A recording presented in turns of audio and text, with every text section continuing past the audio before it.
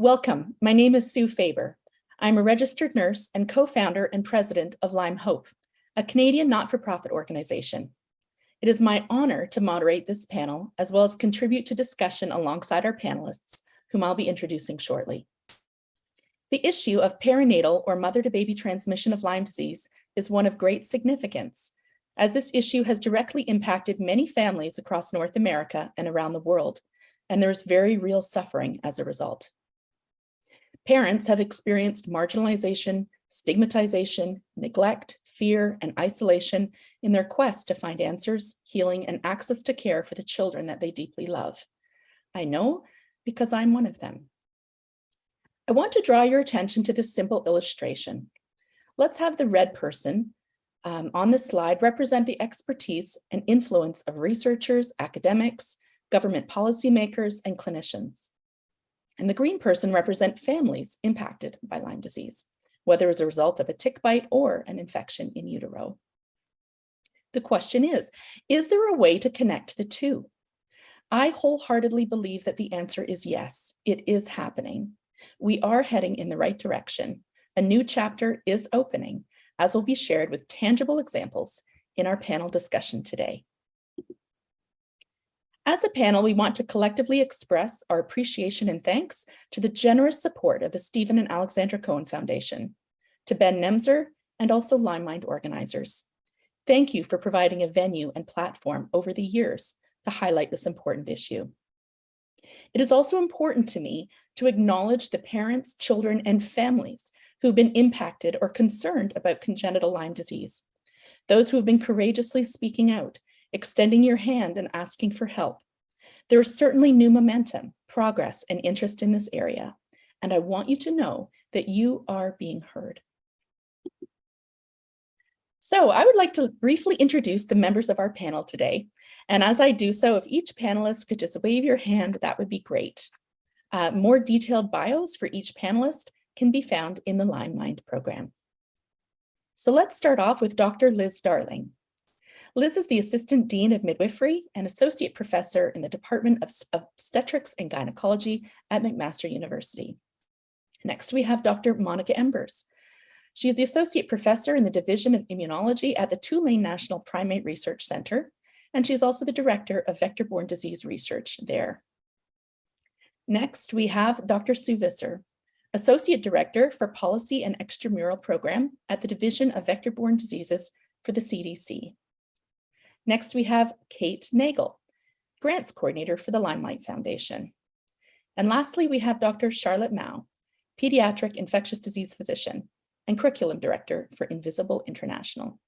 A warm welcome to each of our panelists. We want to begin our panel today by hearing from a group of courageous mothers speaking out about congenital Lyme, how they have been directly impacted, and what they want researchers, government, and influencers to know. So let's go ahead and watch Congenital Lyme Disease, a Call to Action.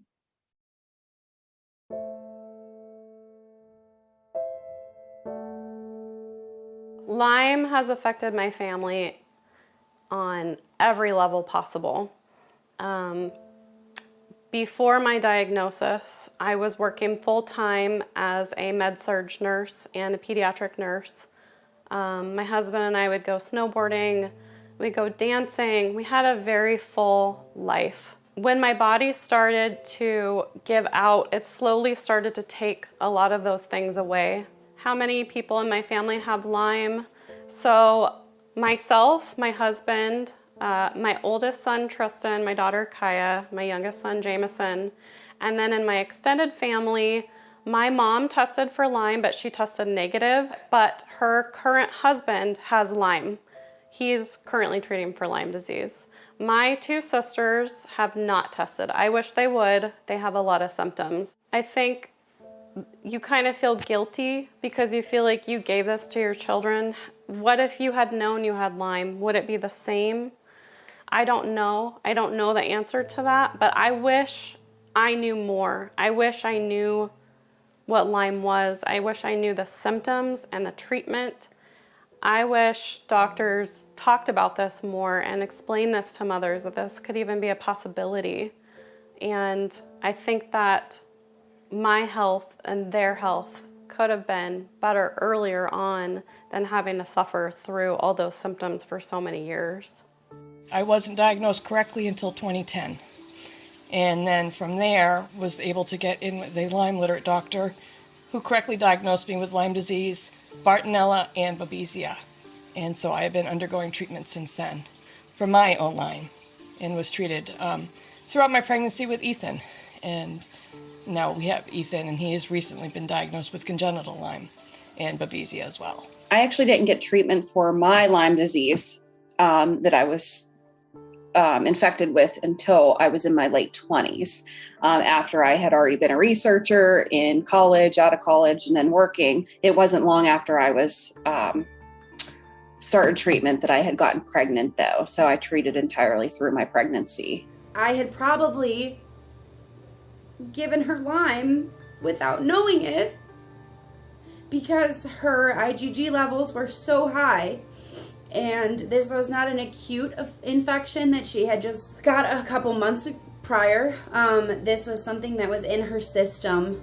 And the only way that it really made sense was for me to have passed it down through in utero to her. My hope for research for congenital Lyme is that you can take a look and see how much this affects real people and that these moms are suffering and hurting. I visited 40 doctors, you guys, and not one of them knew a thing. Like, that's scary. I feel like my life would be over had I trusted my life to my 40 doctors. Hopefully in the future there'll be a lot more research for treatments, because every journey, every person, all of their symptoms are completely different one from another, and so many ailments can mimic other diseases or other diagnoses. If you actively know you have Lyme disease, you need to know you can pass it on to your child. You need to understand that this is a real possibility. I did everything that I was supposed to keep Ethan safe during my pregnancy. I did all of the medications that the doctors prescribed. All of the testing that we did after he was born came back negative. And yet he still ended up coming down with congenital Lyme. I would just like to see as much research as possible done to show that Lyme can be chronic and it can be passed from mother to child. It's not just a tick bite, because I think there are so many people that are undiagnosed or underdiagnosed because they haven't been tested for co-infections. I would love to see researchers just go more into treatment options, more research on congenital Lyme and how it's passed on to children, and if, ways to stop that from happening. More research on whether Lyme can be passed sexually. Doctors, people, researchers, the government, anybody that is listening needs to hear that this is real and we need help.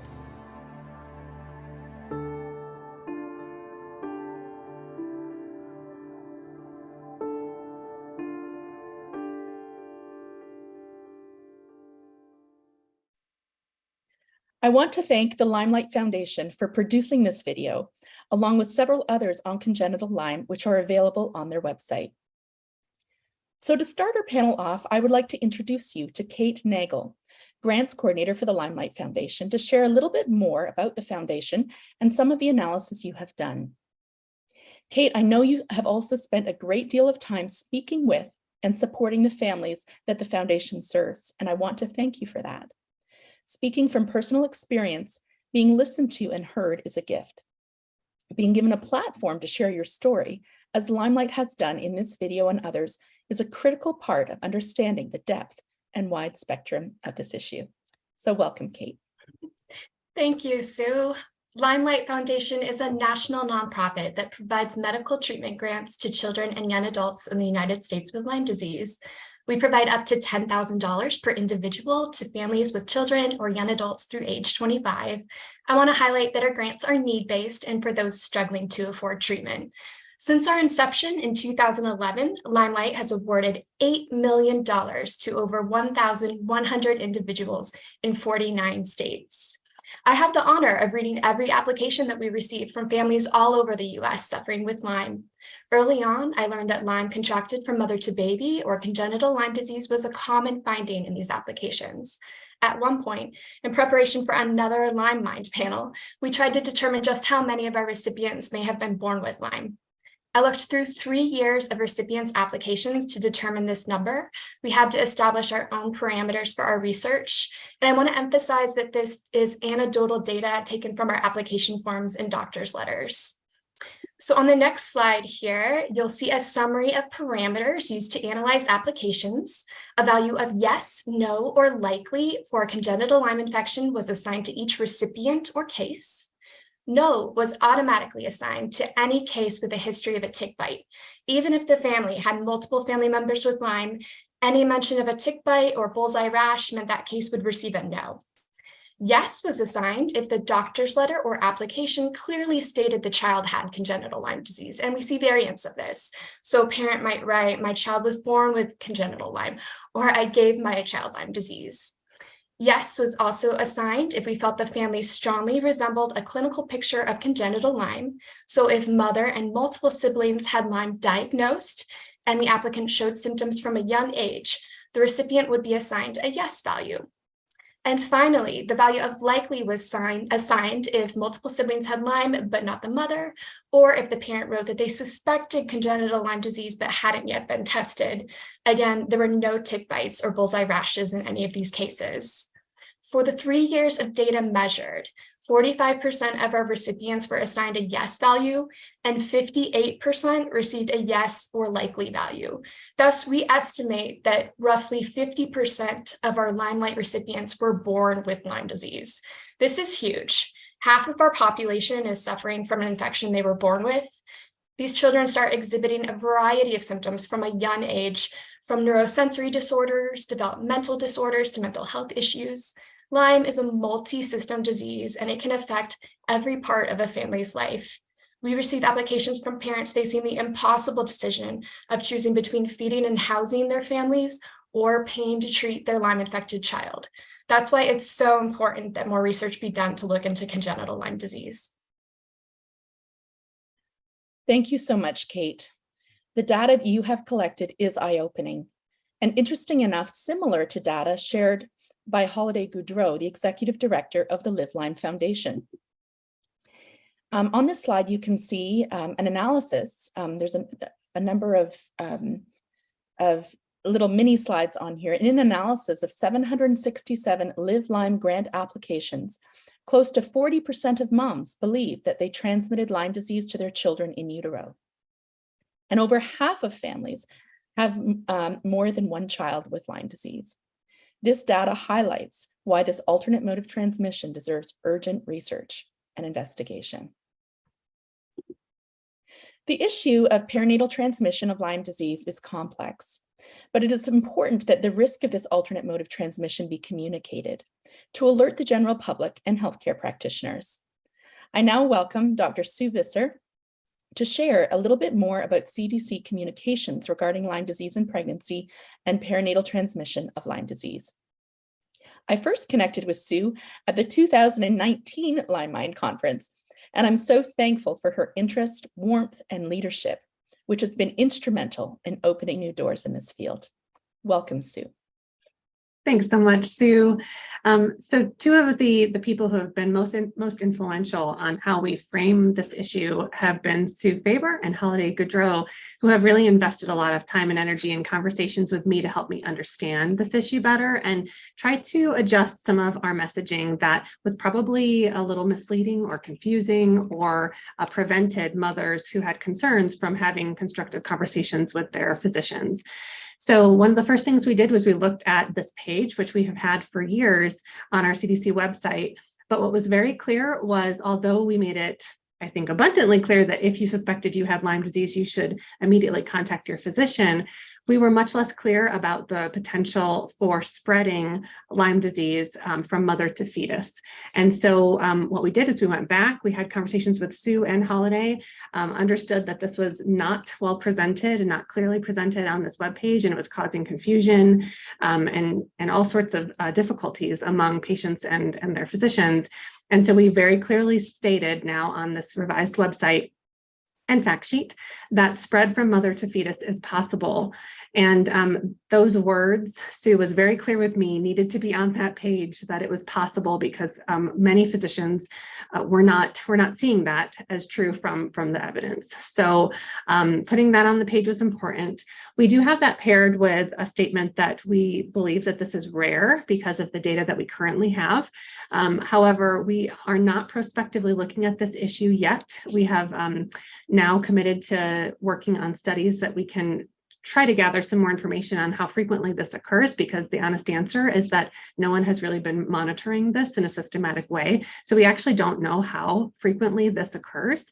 But very importantly, we do know that there are no published studies assessing developmental outcomes of children whose mothers acquired Lyme during pregnancy. And that is really an uncomfortable place to not have any data, so that we can inform some of the clinical conversations and decisions that are being made. So in the coming years, because of the engagement with Sue and Holiday and others in the field, we are working on both conducting analyses of existing data, but then also convening new studies that will help us answer some of the existing and outstanding questions.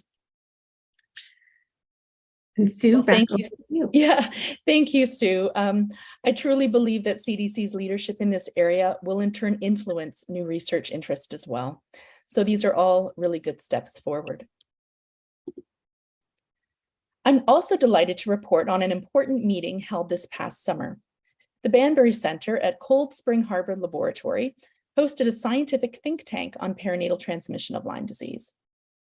The picture on the slide was taken on the last day, with virtual participants on the screen above and above the in-person attendees.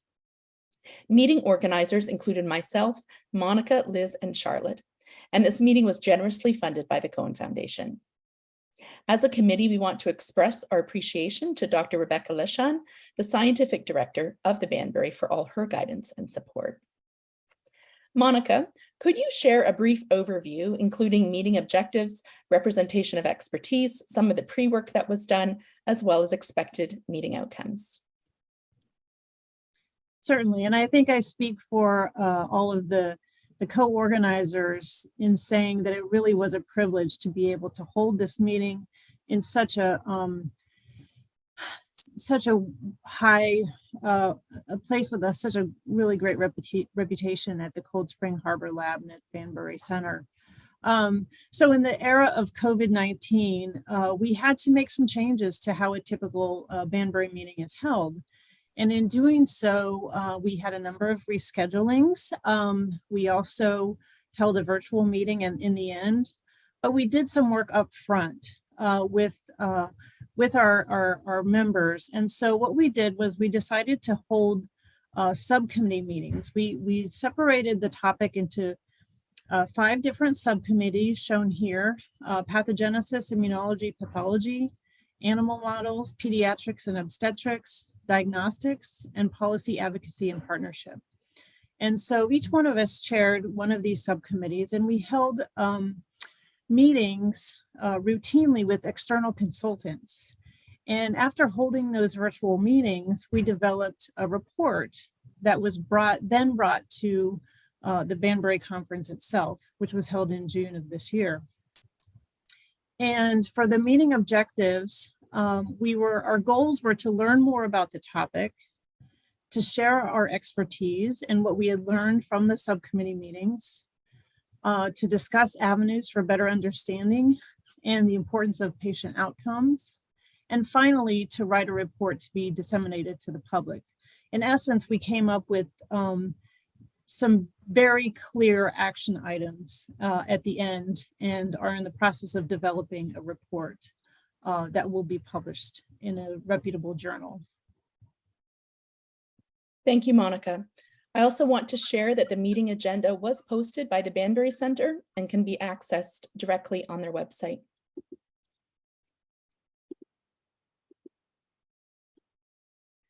As Monica already shared, one of the Banbury subcommittees focused on advocacy, policy, and partnerships. Myself and Dr. Sue Visser were co-chairs of this subcommittee. And Sue, I'd like to swing back to you and ask if you could provide an overview of this subcommittee work. Sure. It was a great privilege to co-chair this subcommittee with you, Sue. And we spent many hours together talking to a group of key informants who we thought could help provide some context and important information to the entire committee there at Banbury. So we developed this multi-stage process in the first step, trying to identify a core group of stakeholders who were interested in serving in this way, providing us with feedback and context so that we could then in turn share it back to the committee for their discussion. We cultivated this list over time between my expertise sort of in the federal and research sector and Sue's in the research and family and patient advocate sectors, and came together with a really, really great list of participants. We invited them all to partner with us and share their perspectives on a core set of questions.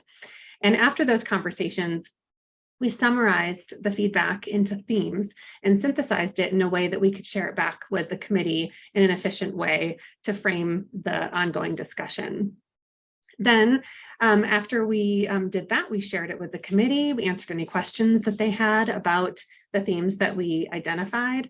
And then our plan is after the final product is released from the Banbury workings and we get that product in hand, we'll follow back up with those stakeholders who we met with and basically share back what the conclusions of the meeting were, and then collect another round of feedback. All of that will then be taken and will contribute into the development of what I'm calling a policy document that Sue and I can craft that will help both inform policymakers, decision makers, the public around the key issues that the Banbury Committee felt were critical for overcoming the major barriers we have to better serving Lyme families who are impacted by Lyme disease more generally in this space. And with that will come a whole host of other collateral products. We're hoping to create a dissemination plan with some key messages along with the tools. We can share it back with a whole host of different users who can help us get the word out about what needs to be done to better address the issue of perinatal Lyme disease and the impacts of Lyme on pregnant moms. Sue, as you speak, I'm just so excited because this is off script. I'm just so excited because this is so important. So thank you. Of course.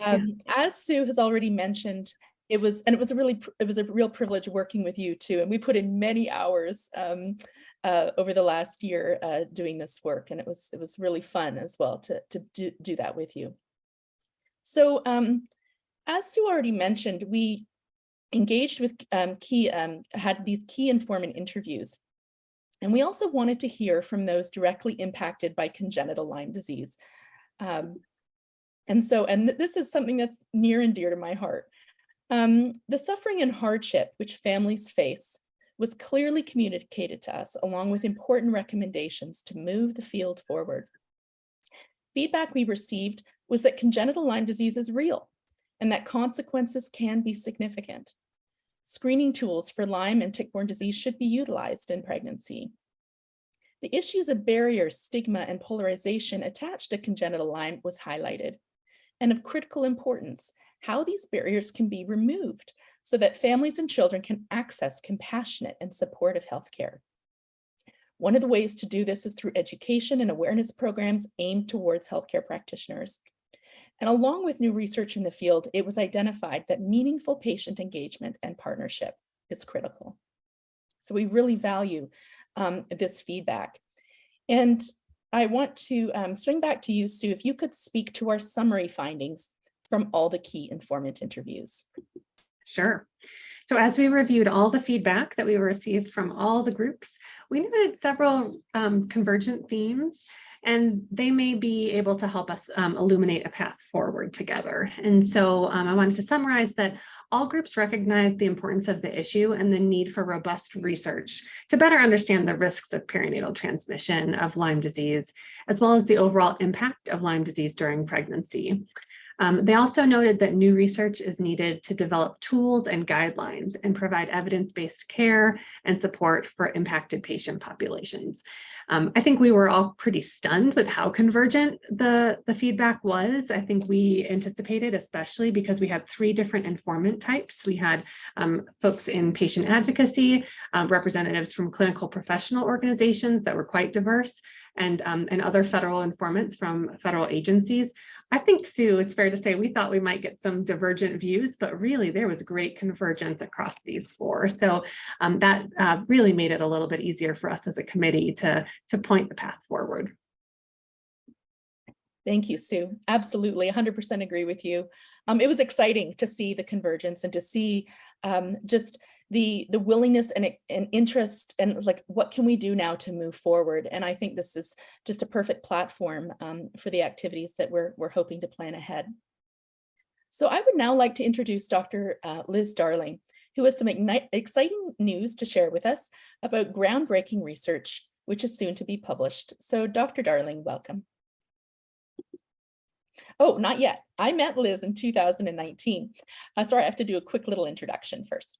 I met Liz in 2019, and soon thereafter, I started working with her and her team to design a research study on Lyme and pregnancy. This research has facilitated what I believe to be the birth of a new era of North American research into this alternate mode of transmission in 25 years. So this is significant and exciting. Liz's work exemplifies collaborative research partnerships. So Liz, I welcome you to share a bit more about the process for this research, as well as some of the research findings. Thanks so much, Sue. I think what I'm going to talk about touches on 2 of the key messages that I think we really are hoping that this panel emphasizes. And the first of these is the importance of patient and researcher collaborations. And really, this study never would have happened without Sue. It really was her drive and interest in trying to advance this issue that brought us to the place where we conducted the survey that I'm going to talk to you about. And I'll pick up on the other theme in a minute.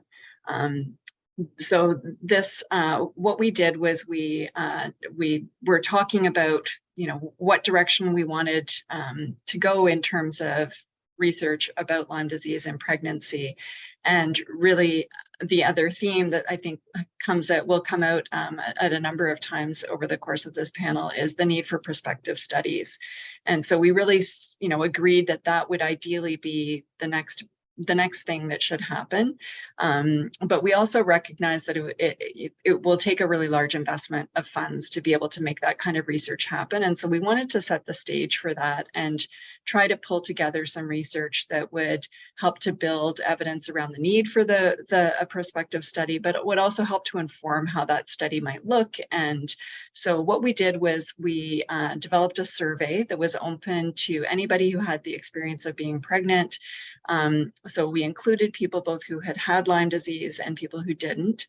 And the questions that were included in the survey included some standard tools that had been used for other measures. And we also developed new questions with input from Sue and from other patient advocates.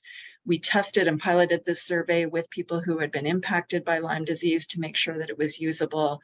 And we also then distributed it through networks of patients and Lyme disease organizations, and really were supported by their social media presence and their promotion of the survey in order to have a really good response rate. And so I think all of those things, again, just speak to the real value of working together with people with lived experience when we're conducting research.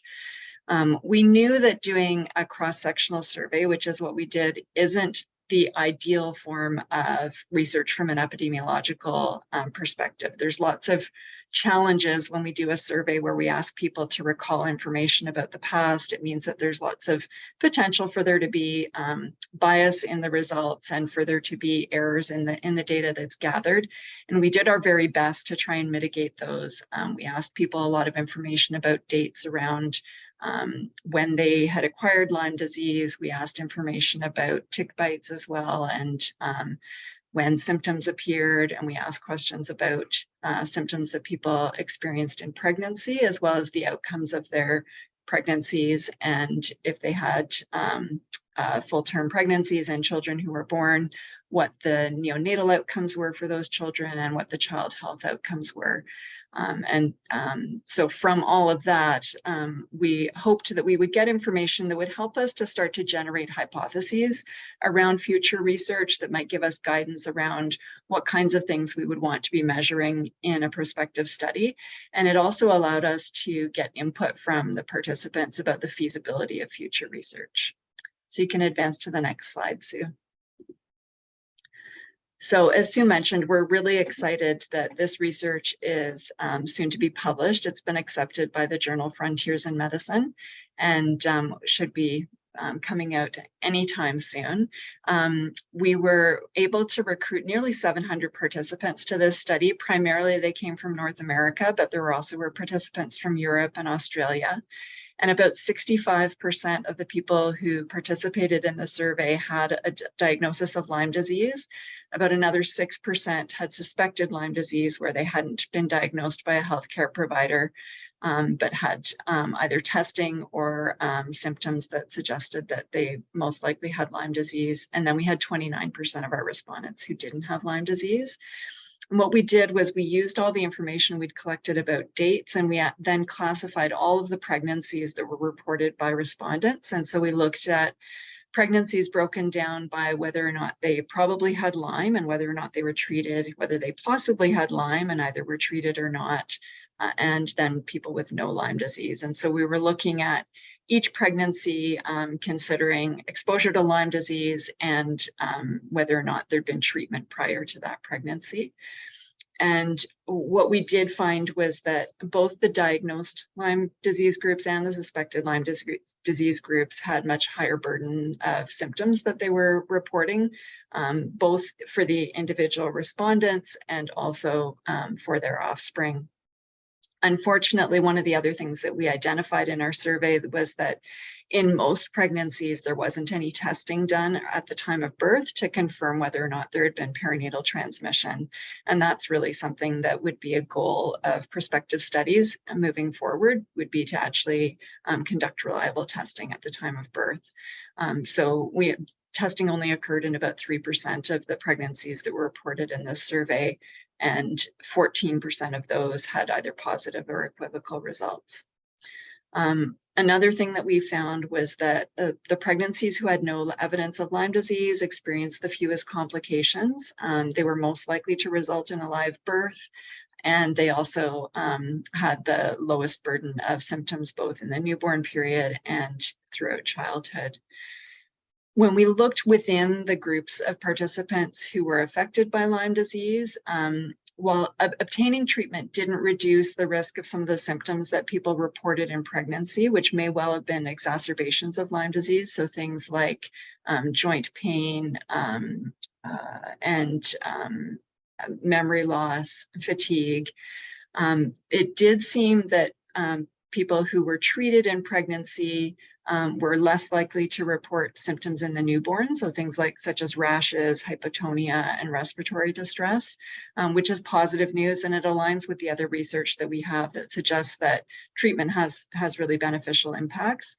The impact of treatment in prior to or during pregnancy was a little bit less certain in terms of long-term childhood outcomes. And so I think that's one of the key findings from our research, is that we really need to make sure that when we design prospective studies, we're following children for a good length of time.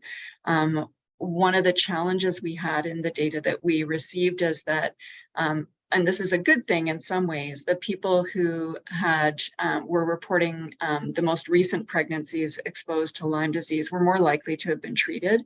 So their children were also younger. And what the other thing that we found was that as the children aged, they were more likely to have symptoms being reported. And so that could create a bit of confounding in our results. And so it's one of the things that I think is really important going forward, that we're able to follow children over time and see what the impacts are long term. So again, I think our survey really supported this idea that we need to have well-designed, well-conducted prospective studies, and that it's also important to include people who've acquired Lyme disease prior to their current pregnancy, even if they've had treatment in the past, and there may still be impacts that we want to examine and or at least rule out, given some of the associations that we saw in our results. So I'll stop there. Okay.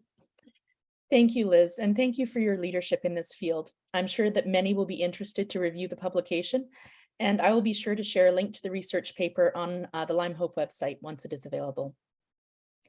Our next panelist is Dr. Charlotte Mao, an infectious disease pediatrician with many years of experience evaluating and treating pediatric Lyme disease in her practice. Liz has already mentioned the necessity for new prospective research in this area. Charlotte, what in your opinion are the issues that need to be addressed in a prospective study? Thanks, Sue. You can, go ahead to my first slide. Before getting to what needs to be addressed in a prospective study, I'll start with what are some unanswered research questions in the field. Many of these are questions that have been well studied in other congenital infections, but are not yet well answered in Lyme disease. First, what proportion of pregnant women in endemic areas have evidence of Lyme exposure and infection? Of course, recognizing this does not necessarily reflect active infection. The last Lyme seroprevalence studies done in pregnant women or on cord blood in the US were published 25 or more years ago using older methods, and were done in just a few highly endemic areas. So updated figures are needed on this question. As a corollary to that, which pregnant women are at risk for transmission to their fetus or infant? We certainly want to identify women with new infections in pregnancy, but as Liz spoke to, what about pregnant women with past infection that was treated, but they have persistent symptoms, or asymptomatically infected women? It's important to note that there are multiple reports of transmission to fetus or baby from moms who were asymptomatic and or had negative Lyme testing by standard serologic methods. These reports and studies raise the question then, how are gestational and congenital Lyme disease best diagnosed, both by clinical criteria and lab testing? Might different testing methods or criteria need to be considered to best support a diagnosis of Lyme infection in pregnant women and their infants? For the congenitally infected infant, might it even be possible that serologic response to Lyme is somehow different, and that some subset are more at risk of seronegativity?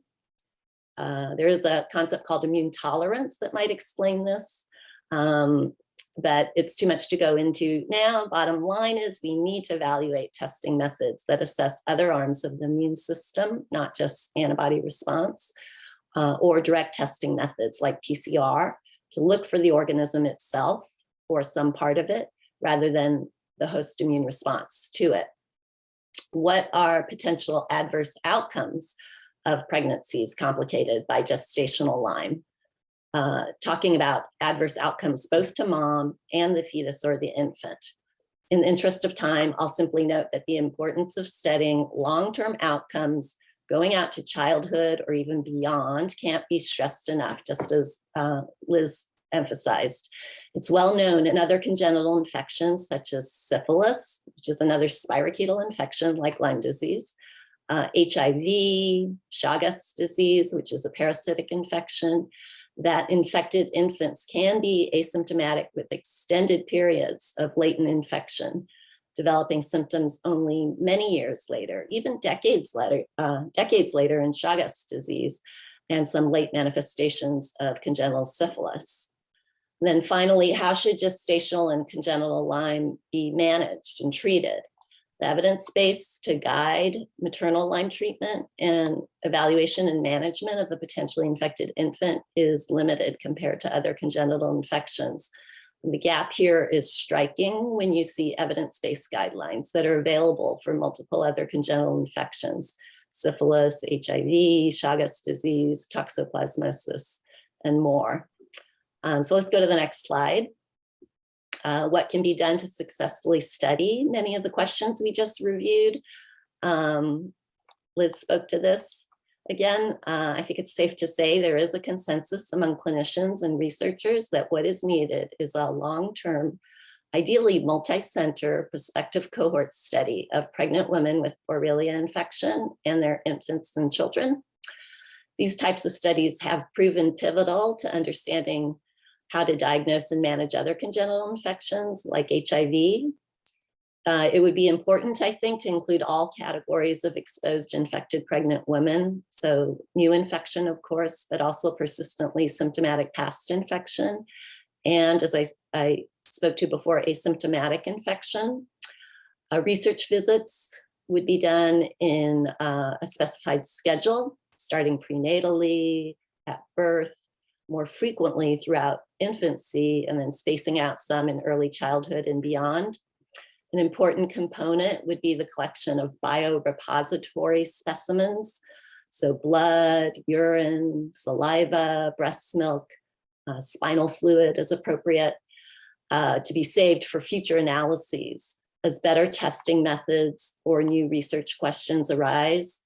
And as a comparison in, for example, congenital HIV, this availability of biorepository specimens for later analysis was instrumental in determining a lab evaluation schedule that could rule in or rule out infection as early as possible in the perinatally infected infant.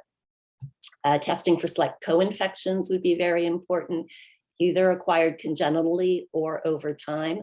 This can certainly impact presentations. And then through multidisciplinary evaluation by specialty services, things like neurodevelopmental and neuropsychological monitoring evaluations would be particularly important, I think, and other specialties, for example, ophthalmology, cardiology, possibly for a baseline exam with follow-up as appropriate. And then finally, the importance of partnership with parents and other stakeholders in the design and conduct of a clinical trial such as this is, I think, particularly important. Lyme disease, as we all know, is a complex illness that in many cases is difficult to diagnose and confusing in its presentation. And a major lesson my experience with pediatric Lyme has taught me is I have tremendous respect for the intuition, insight, and I would say clinical instinct of parents as they observe their children's symptoms and the impact on children and their families of living with an often not well understood disease. In federally funded multi-center HIV clinical trials, as a comparison, community advisory boards or CABs were a requirement at each clinical site to give the patient community a voice in the clinical trials network. What kind of studies they'd like to see, input on potential issues at research visits, et cetera. And I think this type of CABs and focus groups of parents and other stakeholders would be incredibly valuable in the design and conduct of clinical studies of gestational and congenital Lyme.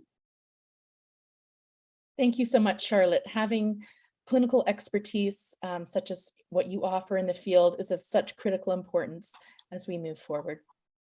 So I want to pivot back to Kate from the LymeLight Foundation. Kate, I was wondering if you can share a bit more about varying presentations of congenital Lyme disease, which you've identified from your population. Thanks again, Sue.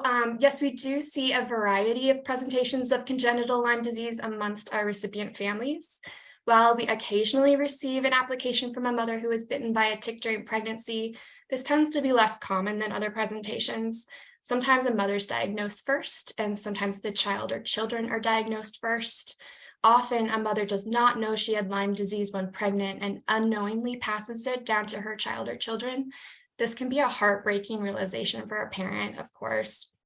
We hear from many families who do not learn that all of their children have congenital Lyme disease until they're school aged or at the age of puberty. And by that point, multiple family members need treatment. This is a massive financial undertaking for families since most treatments are not covered by insurance. Then we hear from mothers who had a known Lyme infection long before pregnancy, sought treatment, and believed they were treated adequately for Lyme disease when conceiving a child, only to learn later that their child was born with Lyme disease soon thereafter. Some families have communicated that they believe Lyme has been transferred through multiple generations, for example, from maternal grandmother to mother to child. This is not just simply an issue of women receiving a tick bite and contracting Lyme during pregnancy. That's why it's so important that all of these varying presentations be represented in any research or prospective studies. Thank you, Kate. Certainly this issue is complex and multifaceted. And necessitates a multidisciplinary approach. So I'm now excited to welcome Monica Embers back into the discussion. Monica is a world-leading scientist in animal model research, which focuses on Lyme disease and non-human primate models. Monica, there have been some mouse studies investigating the issue of gestational and congenital infection. If you could provide your analysis of what has already been done, as well as recommendations for ideal animal studies to further investigate this issue. Thank you, Sue. I wanted to point out that at the Banbury conference itself, that we had a great mix of clinicians, researchers, experts in government, patient advocates, and representation from funding agencies. And we were very careful to make sure we had a balanced selection of people to consider this very important issue. And, you know, we've learned a lot about congenital infections, especially spirochetal infections from syphilis and from relapsing fever, which are both well established as transmitted in utero. So when I look at the literature on animal models for congenital transmission of Lyme disease, there's a dearth of information. And one of the primary models used in Lyme disease is the C3H mouse. So in 1991, there was a study in Lewis rats from Moody and Barthold, which basically showed that at 4 weeks of gestation, or at 4 days of gestation, Lewis rats were inoculated with Borrelia burgdorferi, and from the fetuses, they were unable to culture any bacteria, so they didn't look at the pathology.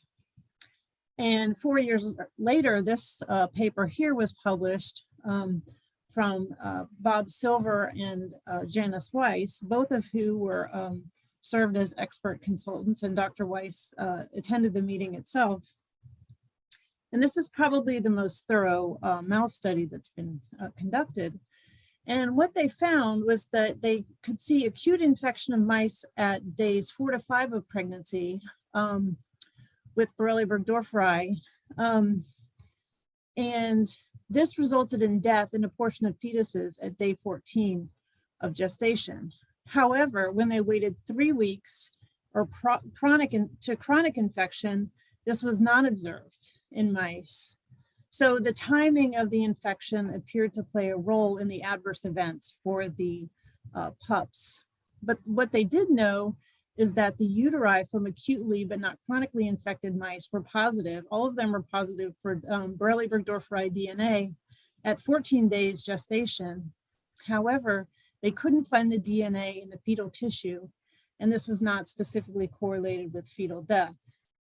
One caveat to this is that this was before we could use quantitative PCR analysis, and they had a different method where they used competition for trying to quantify the amount of DNA. We now have much more sensitive techniques that could be utilized in this kind of study.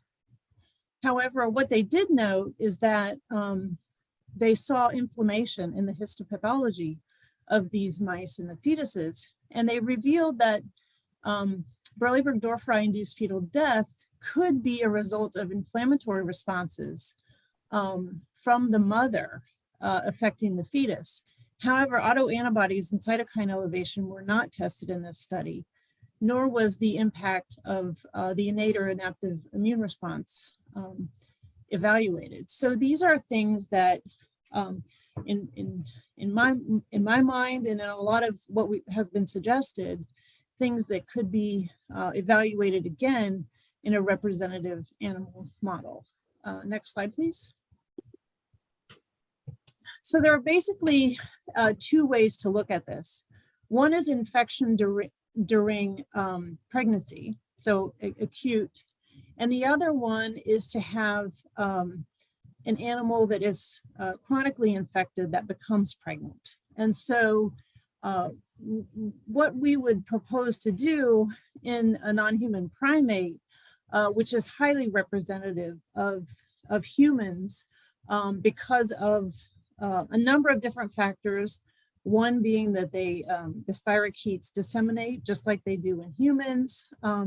They are incidental hosts, whereas mice are considered reservoir hosts in nature and don't naturally get very sick. And so in a non-human primate model, we would be able to infect pregnant females via tick bite, conduct ultrasound and amniocentesis, look for all the cytokines and all the chemokines and the immune cells that are impacted by the infection and how they affect the fetus.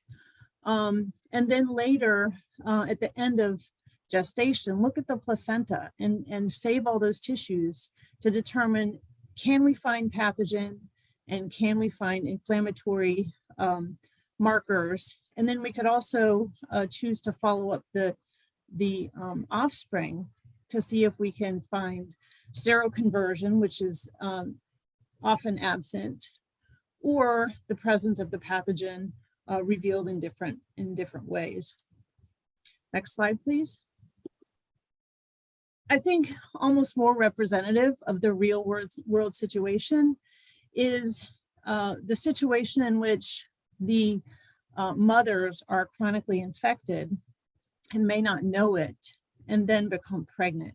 Can they transmit the pathogen or produce responses that are damaging to the offspring during pregnancy? So the way we would model this would be to chronically infect female non-human primates, and then over time breed them with males, and then look to see, with ultrasound, amniocentesis, a look at all the immune profiles after infection, and really be able to determine whether or not the infection is transmitted and how the offspring are adversely affected. And I know that there is some aversion to non-human primate research, but it's very critical that this kind of work can be done using the best animal model and focusing on the animal welfare primarily, and the research question secondarily. And that's what we would love to have the opportunity to do. Thank you, Monica. Non-human primate studies are critical to providing a comprehensive, robust experimental platform to assess the risk of in utero transmission and other outcomes. And I really hope this work can be funded in the future to provide more insight and answers, which in turn will guide further research in humans as well. So we are heading to the finish line of our panel today, and I just want to share one more great resource on the subject of Lyme disease and pregnancy. Last year, I was honored to receive an invitation to participate in the Clinical Presentation and Pathogenesis Subcommittee for the HHS Tick-Borne Disease Working Group. As a subcommittee, we addressed several priority areas, including Lyme disease and pregnancy. And on our report, which is now available on the HHS website, there is an in-depth section labeled Priority 4 on this very issue. Significant knowledge gaps remain regarding how Lyme disease impacts pregnancy, but as we've detailed today, there is forward movement on this issue, and I believe it will only continue to grow. Collaborative multi-sectoral research will open new doors to better diagnostics, treatment, healthcare professional education and resources, policy tools, and ultimately support in medical care for families and children impacted. So as we've heard today, the issue of perinatal transmission of Lyme disease will require an all-hands-on-deck team approach which welcomes and equally values the expertise of patients and advocates alongside researchers, academics, government policymakers, and clinicians who have access to the tools, resources, and capacity to investigate.